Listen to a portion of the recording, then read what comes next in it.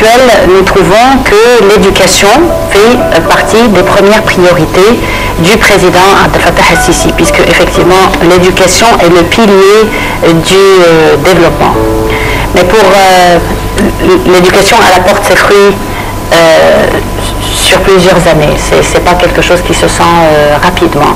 Mais pour ce faire, tous les Égyptiens doivent se mobiliser pour effectivement donner à nos enfants une qualité d'éducation, donc une conscience, un profil et surtout un savoir-faire et un savoir-vivre. Le ministère de l'Éducation, il fait ce qu'il peut, mais il ne peut pas tout seul. Donc quel est le rôle de la famille dans tout ça pour véhiculer cette importance de l'éducation à leurs enfants? Si on parle de la famille, on parle peut-être d'une mère ou d'un père ou de frères. Alors, je pense que le modèle, il y a un modèle à suivre. L'enfant regarde sa mère, regarde son père. Il voit le comportement. Donc, premièrement, le comportement doit être basé sur un comportement à peu près normal. Un père délinquant va donner une image de délinquance à ses enfants. Un père ou une mère qui ment, donc il va faire créer un enfant qui ment, etc., etc. Donc je pense que le modèle, d'abord, il doit avoir un modèle d'une mère ou d'un père qui fonctionne honnêtement dans la société.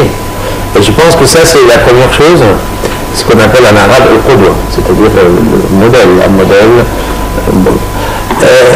Je pense aussi que la mère a un rôle très très important à jouer dans la famille pour élever ses enfants correctement. Et donc il faut ce qu'on appelle en psychologie assister les assistants, c'est-à-dire aider les aidants.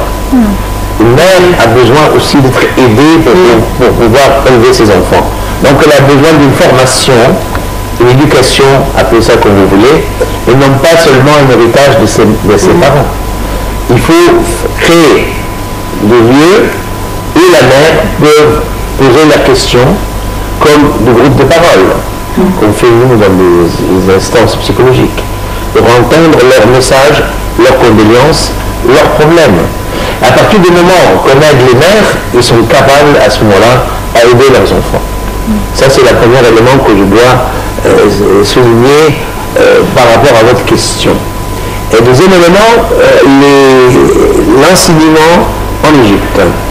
L'enseignement en Égypte, malheureusement, pose un problème dans les cours privés, puisque les gens n'amènent pas leurs enfants dans les écoles publiques, mais amènent leurs enfants dans les cours privés, soi-disant le même problème qu'on a trouvé à Paris, en France, c'est-à-dire qu'il y a des gens qui pensent que l'éducation privée est meilleure que l'éducation publique. Donc c'est cela qu'il faut aussi revoir l'enseignement public et améliorer peut-être les salaires des professeurs et des instituteurs et améliorer l'image de l'école, les constructions et les facilités, par exemple, sportives, de permettre aux filles, aux jeunes filles, de pratiquer un sport. Pratiquer la natation ou le gymnastique ou le course à pied n'est pas contraire à la religion ni contraire à la morale. On voit actuellement, il y a très peu de gens qui voient le rôle de l'école aussi. Voilà. Moi, je suis tout à fait d'accord avec le Dr Ali, qui est la mère, et même le père aussi, il faut d'information, et puis les écoles aussi. Sur les écoles, il faut bien informer les professeurs, parce que c'est très important. L'école avec la père et la mère, qui seront déjà qualifiés pour... Vous savez, ici, aujourd'hui, on vient sur l'enfant, parce que changement le comportement égyptien, le comportement du peuple, aujourd'hui, c'est très très difficile. Surtout la mentalité égyptienne, ils sont un peu durs. Pour être comment? C'est-à-dire, tout le monde demande un changement, mais au fond, on ne sait pas, on veut être comment? Vous savez, c'est très simple. Le comportement dans la rue, regardez dans la rue. Regardez les gens, même des gens qui sont très cultivés, comment ils roulent avec sa voiture, comment ils gardent sa voiture, comment ils parlent ensemble, comment Comment ils jettent des choses dans la rue. Ils crachent même dans la rue, ils crachent même dans la rue. Ce fossé entre éducation et comportement, quand vous venez de le mentionner, on peut trouver des gens très bien éduqués, mais leur comportement ne reflète pas cette éducation. C'est vrai, vous savez, parce que c'est général. Vous savez, aujourd'hui, tout le monde, quand il part à l'étranger, il part en Allemagne, par exemple en France ou en Angleterre, il ne jette pas les papiers dans la rue. Parce que c'est l'ensemble, c'est le système, tout. Mais en Égypte, il vient, il commence. Et moi, on me demande, vous demandez comment on doit être, comme tout le monde. On voit l'Europe comment elle est, on voit l'Amérique comment elle est, les gens respectent, il faut respecter la loi. La loi, vous avez l'application de la loi, c'est très très très important. Et moi, aujourd'hui, j'ai grillé le feu rouge. Si je retire mon permis, j'arrive pas à l'avoir parce que j'ai un ami, un policier, un truc. Si j'arrive pas à l'avoir, je grille jamais le feu rouge. On commence avec les policiers. Les policiers même, si son frère, son permis était retiré, il ne le rendait pas, là ça commence, c'est-à-dire, c'est parallèle, c'est le mode de comportement, arrêter la corruption. Parce que ça fait partie de la corruption. Arrêter la corruption, commençons par les écoles, par les enfants, et par former les familles. Dans 15 ans, on aura des jeunes qui sont 15 ans, qui sont bien formés. Et durant ces 15 ans, qu'est-ce qu'on va faire pour améliorer nos conditions? Attendez. L'Amérique ou l'Europe, ils travaillent pour après 200 ans. Oui, c'est vrai. Il y a un plan à court terme également pour que les gens soient motivés et enthousiastes. Comment peut-on réaliser des gains? Il faut être réaliste, il ne faut pas rêver qu'on dans 2 ans, ça va, tout est réglé. Impossible. Il faut dire dans 20 ans, dans 30 ans. Mais il faut commencer aujourd'hui. Il ne faut pas qu'on dise et on ira. Non, il faut commencer aujourd'hui. Pour travailler en parallèle entre long terme et court terme. Nous n'avons pas besoin en réalité d'une loi, puisque la loi existe. Oui, il y a l'application. Avant, je veux dire, créer une loi, ça tue les lois, ce qu'on appelle l'autorégulation. L'autorégulation, c'est permettre aux dirigeants et pouvoir exécutif d'appliquer les lois avant de créer une nouvelle loi. Nous n'appliquons pas les lois en Égypte malheureusement, alors que nous avons un appareil juridique très solide, c'est-à-dire des droits administratifs, des droits civils, des procédures civiles et pénales, mais qui malheureusement pas encore appliqués. Et donc nous ne pouvons pas changer le comportement sans 2 choses. La première, en modification cognitive, ici au niveau cérébral, changer les mentalités, respecter les lois. Et respecter les lois ne peut pas se faire sans sanction. On ne peut pas, malheureusement, on doit parler du carotte et du bâton. C'est-à-dire, par exemple, pour les questions de circulation. Et l'application des lois pénales en Égypte, elle est presque paralysée, dans la mesure où nous n'avons pas assez de prisons pour mettre les gens, comme en France d'ailleurs, les places sont pas, il n'y a pas assez de places, tel que je l'ai entendu, et les pauvres, ils ne vont pas payer, sont les riches qui peuvent payer les amendes. Mais vous savez, les prisons, c'est pas les solutions, parce qu'aux États-Unis, par exemple, même pour les jeunes, même pour les universitaires, ils font du travail communautaire. Ils servent la société. Au lieu d'être enfermés dans une cellule, ils deviennent des acteurs actifs et utiles à la société. Mais je pense que, pour répondre en quelque sorte à la question de Mona, il suffit de connaître ses droits et ses devoirs. De ne pas laisser passer un droit.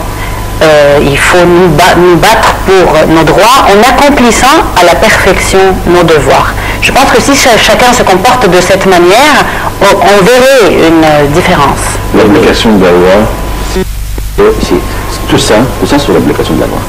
Si la loi est appliquée, c'est fini.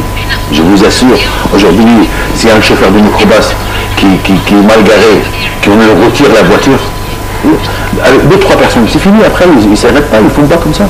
Mais la loi n'est pas appliquée. Et j'espère que, bon, on voit qu'il y a des volontés, hein, et on souhaite que ça continue. Il y a des gens qui sont presque criminels dans le Duquet. Hier, j'ai vu un microbus qui dépasse 120 km à l'heure. Et on doit limiter les vitesses à 50 km.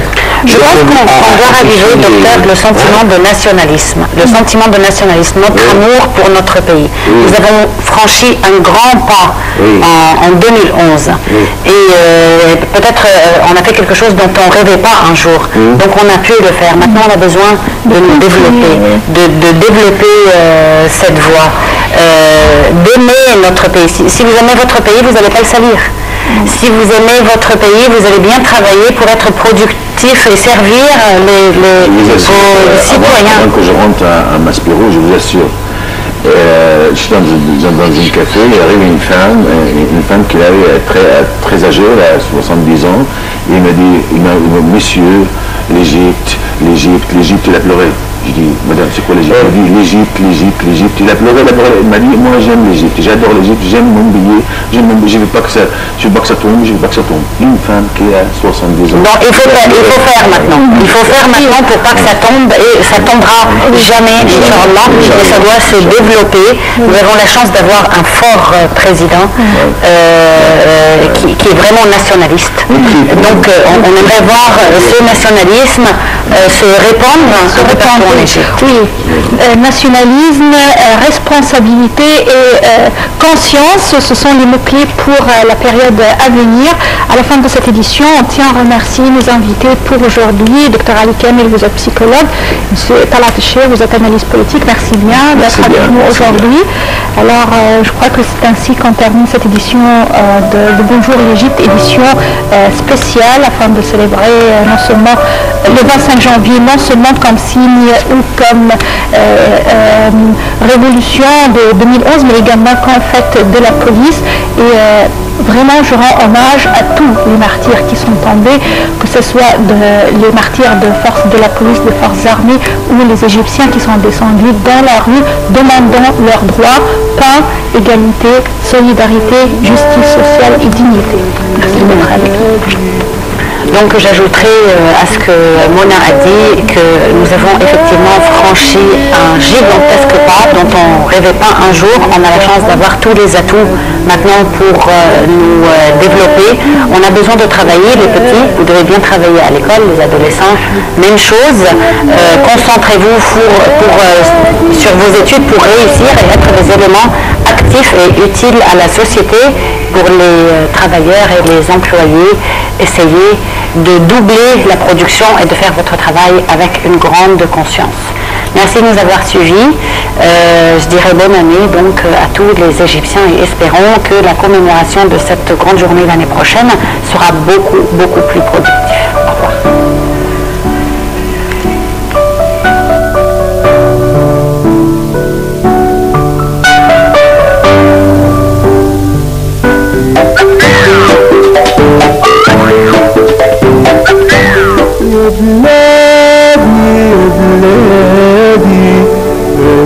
بحبك يا بلادي يا بلادي